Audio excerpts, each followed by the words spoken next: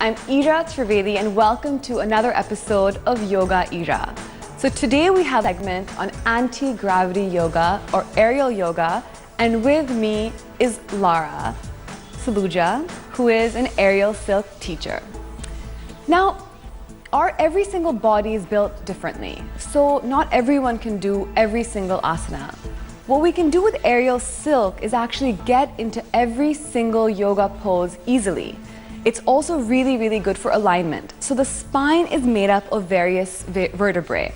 And over time, with sitting or with working on your computer, a lot of these vertebrae can get misaligned. So when you see this, we're actually really going to be straightening our entire body and working with our spines to really align every single part of our body. And we use gravity to help us do that. And best of all, aerial silk is really fun, as you're going to see today. So just a reminder to everyone, it looks easy and it is easy, but you have to really be safe with yourself and with your body. So always begin with a warm-up and end with a cool-down. So Lara and I are going to be going through a very simple and basic warm-up that everyone can do. And after that, hop onto your aerial silk and let's get doing some yoga.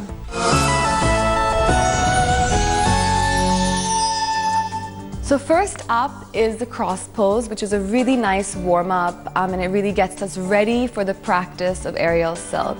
Lara, can you tell us a little bit about what the benefits of the cross pose are and what it does to us?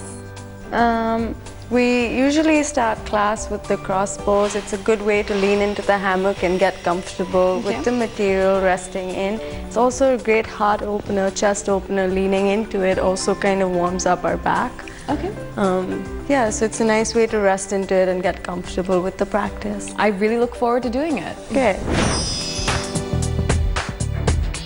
Stand with the hammock supporting you just above your waist and hands holding the material. Fold at the knees and then lean back.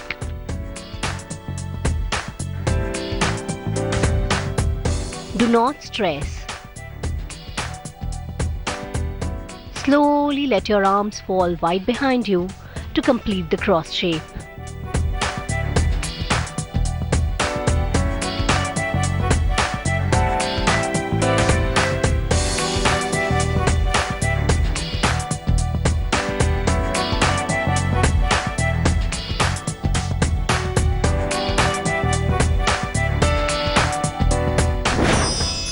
Next up is the star pose or the supported inversion. I, for one, am really excited because it's going to be my first inversion doing this with the silk. I've actually never done this before, so this is my first time. I'm also a little nervous. Lara, should I be nervous to do this? Not at all. The great thing with the hammock is that we're supported on our back. It decompresses our spine, so there's no tension at the back. And it aids increased circulation, which is good for your circulatory, digestive, respiratory system. And I think it's probably easier for people to do this who can't get into normal inversions, who can't get into the headstand or anything. This is actually a really good practice. It's a great moral support because you're supported. Absolutely. So when you're supported with a hammock, you're mentally and emotionally supported as well. Yeah. So let's get on the aerial silks and try my first ever inversion.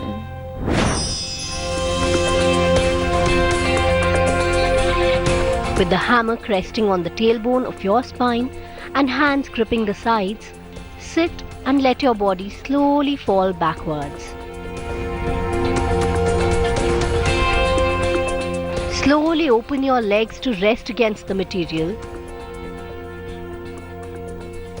Slide your hands down slowly to the floor and stabilize.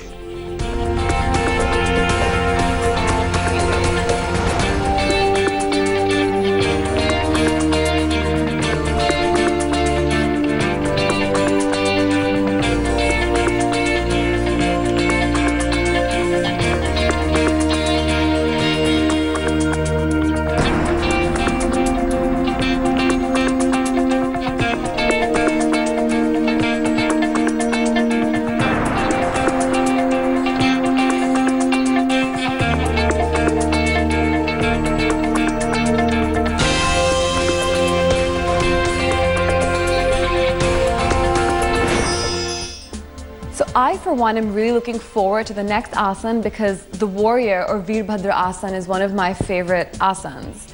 So tell me, Lara, what are the advantages of doing the Veer Bhadra asana with the silks versus doing it without them?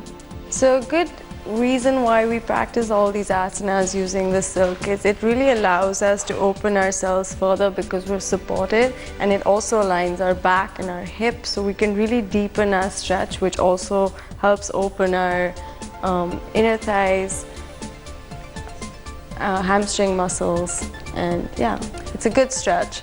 I'm really looking forward to doing it. The cross was fantastic. I already feel my chest open, so now I think it's time to open up the hamstrings and the pelvis. Lower body. Yeah.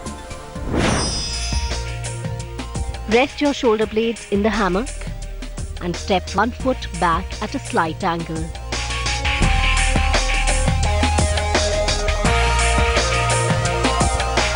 Keeping your knees straight, make a gentle effort to push pelvis downwards.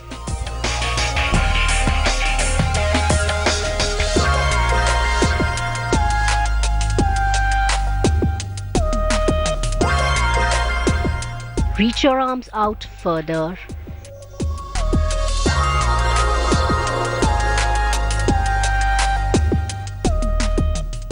Ensure that your knee does not overshoot the ankle.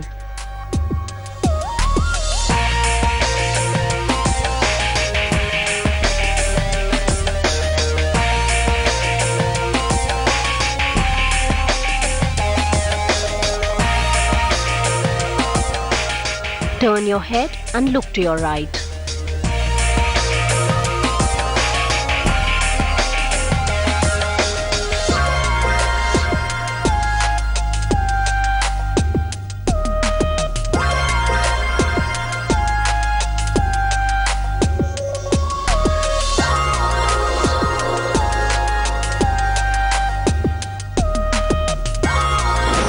So next up is the king pigeon pose, which we're going to be doing with the silks. So Lara, can you tell us a little bit about some benefits of this asana? This is a 3-in-1. It's a heart opener, chest opener, also releases tension in your back, Fantastic. Opening your back out, stretches your hamstrings, your lower body. So this sounds like an all-in-one asana. It is. So let's try the all-in-one king pigeon pose. First, form the star inversion pose. From the star inversion, bend your right knee and hook your foot across the front of the hammock. From the one-legged king pigeon pose, reach back with one of your hands and grab your left foot or ankle.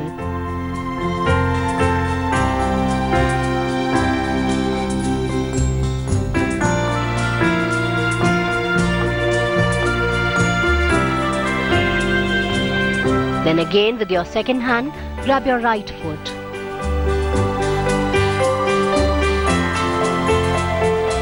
Slowly sink into the position and relax.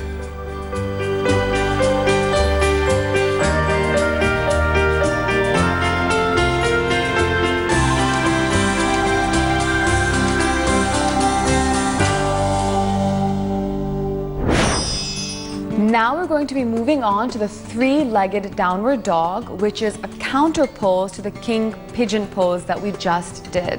In fact, this is going to really open up the parts of our body that we haven't so far stretched. So Lara, can you tell me a little bit about the benefits of doing the three-legged downward dog and how we're actually helping the normal standard downward dog, which is everyone's favorite yogasana? So in this one, we rest our hip crease down in the hammock, supporting our hips. It's a good way to really align our backs again and our tailbone reaching towards the ceiling and chest pressing down towards the floor. Since we're so supported, it automatically aligns our body In a perfect V. Yeah. Fantastic. You know, what I felt with all the asanas that we've done so far is that even for my students, it would be really beneficial because not everyone's body can do everything. Yeah, and it really pulls you back into the right alignment. So I really feel like even with my own practice, I'm seeing now with the silks what the perfect asana will feel like. So again, this is fantastic for me because I feel as teachers we have to constantly learn, and the aerial silk is a really new kind of yoga for me, and I'm enjoying it a lot. I'm so glad.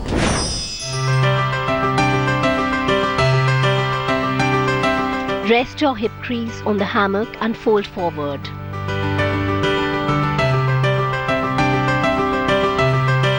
Reaching for the floor, you're now in a mountain pose with the heels planted firmly on the floor. Your tailbone should be towards the ceiling. Hook one leg up at a time for a good hamstring and spinal stretch.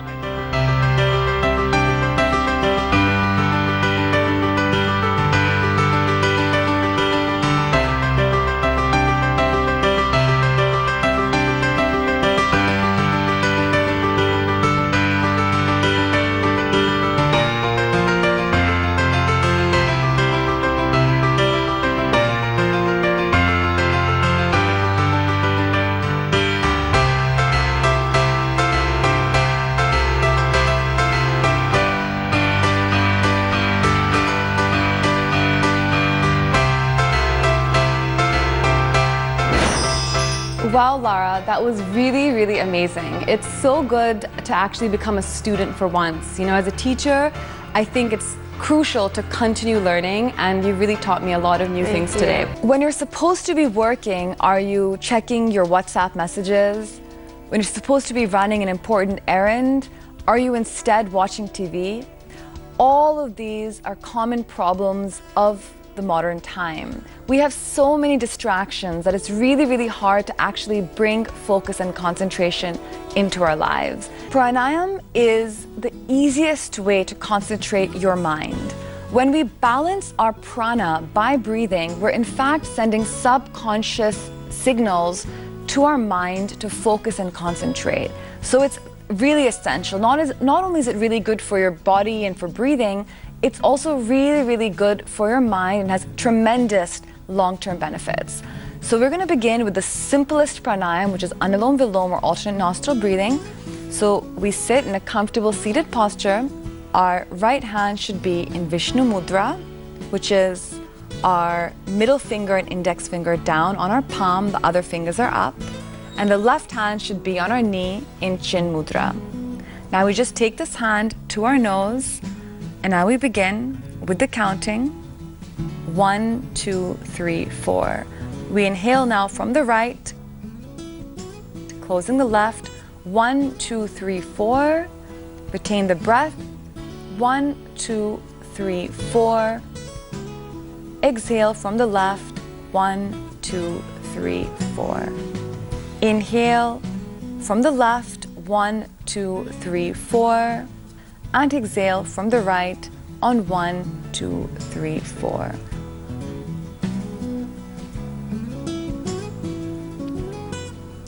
We can continue doing this practice. This is not just a great way to balance your prana, but it's a great way to mentally focus as well. Because when you're focusing with your breath, it makes it really, really simple. A fundamental part of yoga is building balance. But it's not just a matter of physical balance. In fact, it's a matter of mental and emotional balance. So when we physically balance our bodies and work on it in a conscious way, we in fact are rewiring our nervous systems to be more balanced. And that is why these asanas are so important to do. Kak asana, or the crow, may look like a difficult asana, but in fact it's really easy. A lot of people think they need a lot of arm strength and core strength to do this, but that's in fact not the truth. What you really need here is a concentrated and focused mind. Come into a squat on your mat, press your palms into the ground a few inches in front of your teeth, press your elbows close to your knees in the crevice between your thigh and your leg, and now bend forward, bringing your chin towards the ground. Find your balance, coming down towards the floor, fixing your gaze on a point, 2 feet in front of you, and finding your balance. You're balancing on your elbows. Stay here and breathe. pressing your palms into the ground. You should be perfectly balanced. There should be no pressure anywhere. And now slowly come back into the squat. And now come back into Vajrasana. Tadasana is a beautiful asana for aligning your entire body and for finding balance. In fact, I find this asana quite challenging because you have to balance on your toes. Stand up on your mat. Inhale and bring your arms up over your head. Interlock your fingers and turn your palms inside out. Stay here and breathe. And now slowly come up on your toes and balance on your toes, fixing your gaze in a point in front of you. Stay here and balance. And now slowly on an exhale, bring your arms down, toes down, and relax. Nataraj Asana or dancer pose is one of my personal favorite asanas. It makes you feel so graceful and connected and just so balanced when you do this particular asana. It's also really great for stretching out your legs, for giving a great stretch to your spine. Again, you can be against a wall if you fear losing your balance and falling down. So you can just practice it against a wall so you have something to reach out to. But as I've said before, the focus and the secret here lies in really finding that focal point in front of you. Stand up on your mat. Now bend the right leg at the knee and grab your ankle and pull it towards the head and use it to balance like a lever. And we stay here in balance, and as you breathe, try to bring your leg closer and closer towards your body. Keep on pulling it. And now stay here, breathe and balance in Nataraj Asana. Now slowly exhale and come down, and we repeat the same on the other side. So bend your left leg at the knee, grab your ankle and pull it up towards the head and use it like a lever to balance your entire body. Fix your gaze at a point in front of you and balance. Stay here and breathe. Pulling your ankle a little bit closer to yourself, to your body, with every breath. And now release your leg and come down and relax. More than anything else, what these asanas teach you is to be in the present moment. And they teach you mindfulness, because as we're doing them, we're so focused in this present moment. Typically, our minds are wavering back and forth and up and down, even when we're doing yogasanas. But in these balancing postures, if you don't focus, you'll fall down. And this is really a fantastic lesson for life in general. And while there are, of course, physical benefits to this, you'll find how positively they affect your life. You'll see how efficient you become. Even at work, a task that'll take you double the time, when you can be efficient and mindful in the present moment, the time of doing that particular task will decrease. So I really hope that these asanas help you find balance, focus, and concentration in your life. Thank you so much for joining me in another episode of Yoga Era. See you next week.